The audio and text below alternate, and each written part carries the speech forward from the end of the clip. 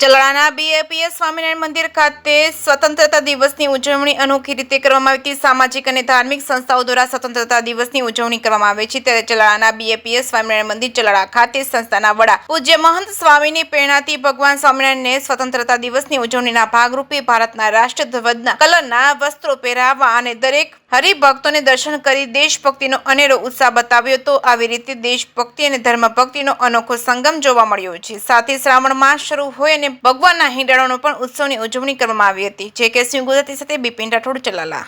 ભારત માતા કી જય, ભારત માતા કી જય, ભારત માતા કી જય, વંદે માતરમ, વંદે માતરમ, વંદે માતરમ। આજરોજ 15મી ઓગસ્ટ પરમ પૂજ્ય પ્રમુખ સ્વામી મહારાજ તેમજ વર્તમાન આપણા ગુરુવરી પૂજ્ય મહંત બીએપીએસ સ્વામિનારાયણ મંદિર ચલાલા મીઠાપુર ખાતે